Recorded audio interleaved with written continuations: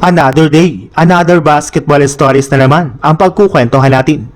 At ngayon nga ay pag-uusapan natin ang balitang natatakot nga na pang OKC Thunder kay Victor Wembanyama at ang balitang bagong mega trade na magagawa ng Los Angeles Lakers. Bagamat man nga po excited na ang buong OKC Thunder sa Game 1 ng kanilang Western Conference Finals laban sa San Antonio Spurs, ay may ilan rin naman nga po sa kanilang mga fans ang nangangamba sa magiging kalagayan dito ng kanilang kupunan. Sa unang pagkakataon nga po ngayong playoffs ay madedehado na nga po ang kanilang team sa isang serye, lalo pat 4 na beses nga po silang tinalo ng Spurs ng nagdaang regular season.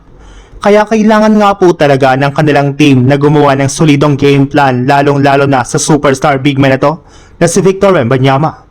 Ito lang naman nga po ang nag-iisang player si Spurs na pinakinakatakutan ngayon ng buong coaching staff ng OKC Thunder, kaya halos lahat nga po ng kanilang mga bagong plano ay nakatuon sa kanya.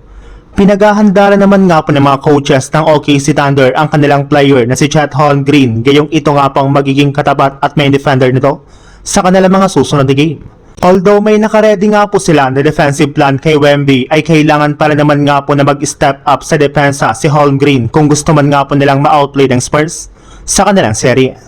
Sa ibang balita naman,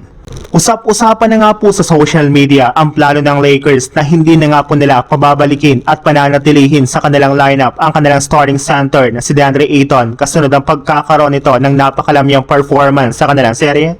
laban sa OKC Thunder. At dahil nga po sa balitang ito ay may ilang mga fans na nga po nagsabi na kung papalitan nga po nila ng bagong center si Ayton ay gusto nga po nilang ipalit dito ang superstar big man na si Nikola Jokic na nagsisimula na nga pong mainis sa nangyayari ngayon sa Denver Nuggets. Ayon nga po dito, maaari rin naman nga na po na makuha ng Lakers si Jokic sa pamamagitan ng isang trade gamit ang kanilang mga players na sina Rui Hachimura, Austin Reeves, DeAndre Ayton at ang kanilang future first round picks.